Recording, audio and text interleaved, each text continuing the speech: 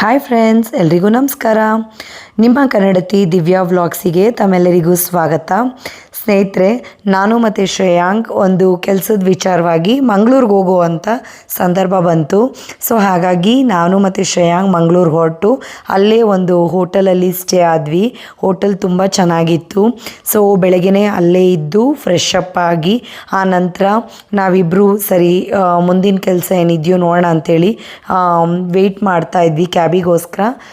ಹಾಗೆ ವೆಯ್ಟ್ ಮಾಡ್ತಾ ಸ್ವಲ್ಪ ಹೋಟೆಲಲ್ಲಿ ಇರೋರ ಹತ್ರ ಎಲ್ಲ ಒಂದು ಸ್ವಲ್ಪ ಮಾತಾಡಿದ ನಂತರ ನಾವಿಬ್ಬರು ಮುಂದೆ ಹೋದ್ವಿ. ಮಂಗಳೂರು ಎಷ್ಟು ಚೆಂದ ಅಲ್ವಾ. It is so ಕಾಮಾಗಿದೆ.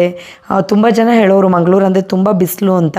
ಬಟ್ ನಾನು ನೋಡ್ದಂಗೆ ಅಲ್ಲೇನು ಅಂಥ ಬಿಸಿಲೇನೂ ಇರಲಿಲ್ಲ. It was okay, the weather was nice also. ಮತ್ತು ಹಾಗೆ ಹೋಗಿ ಹೋಟೆಲ್ಗೆ ಹೋಗಿ ಬ್ರೇಕ್ಫಾಸ್ಟ್ ಮುಗಿಸಿದ್ವಿ. ಹಾಗೆ ನನ್ನ ಕೆಲಸ ಕೂಡ ಏನಿತ್ತು ಅದನ್ನು ಮುಗಿಸಿ ಮಧ್ಯಾಹ್ನ ಒಂದು 3 ಗಂಟೆ 4 ಗಂಟೆ ಟೈಮಲ್ಲಿ ಲಡ್ಡುಗೋಸ್ಕರ ನಾನು ಬೀಚಿಗೆ ಹೋಗಿ ಬರೋಣ ಅಂಥೇಳಿ ಬೀಚ್ ಹತ್ರ ಹೋಗಿ ಒಂದೆರಡು ವೀಡಿಯೋಸ್, ಮಾಮೂಲಿ ನಿಮಗೆ ಗೊತ್ತಿರುತ್ತಲ್ವ, ವೀಡಿಯೋಸ್ ಮಾಡಿದೆ. ಲಡ್ಡು ಕೂಡ ಅಲ್ಲಿ ಆಟಾಡ್ತಾ ಇದ್ದ. ಎಲ್ಲ ಮುಗಿಸಿ ಮತ್ತೆ ಊಟದ ಟೈಮ್ ಬಂತು. ಅಲ್ಲೇ ಹತ್ತಿರ ನನಗೆ ಅಲ್ಲಿ ಸರೌಂಡಿಂಗ್ಸಲ್ಲಿ ಇದು ಪನಂಬೂರ್ ಬೀಚ್. ಆ್ಯಕ್ಚುಲಿ ಇದು ತುಂಬ ಜನ ನಾನು ಕೇಳ್ತಾಯಿದ್ರು ಯಾವ ಬೀಚ್ ಅಂತೇಳಿ. ಸೊ ಇಟ್ಸ್ ಎ ಪನಂಬೂರ್ ಬೀಚ್ ಆಯಿತಾ. ಮತ್ತು ಇದು ಫ್ಲೋಟಿಂಗ್ದು ಏನಿದೆ ಬ್ರಿಡ್ಜು, ಇದು ಆ್ಯಕ್ಚುಲಿ ಓಪನ್ ಇರಲಿಲ್ವಂತೆ. ಏನೋ ಬೈ ಗಾಡ್ಸ್ ಗ್ರೇಸ್ ನಾನು ಹೋಗಿ ಟೈಮ್ ಚೆನ್ನಾಗಿದ್ದರಿಂದ ಫ್ಲೋಟಿಂಗ್ ಬ್ರಿಡ್ಜ್ ಓಪನ್ ಇತ್ತು. 150 ರುಪೀಸ್ ಪರ್ ಹೆಡ್ ಚಾರ್ಜ್ ಮಾಡ್ತಾರೆ. ತುಂಬಾ ಒಳ್ಳೆ ಎಕ್ಸ್ಪೀರಿಯೆನ್ಸ್. ನಾನು ಕೂಡ ಇದೆ ಫಸ್ಟ್ ಟೈಮ್ ಹೋಗಿದ್ದು.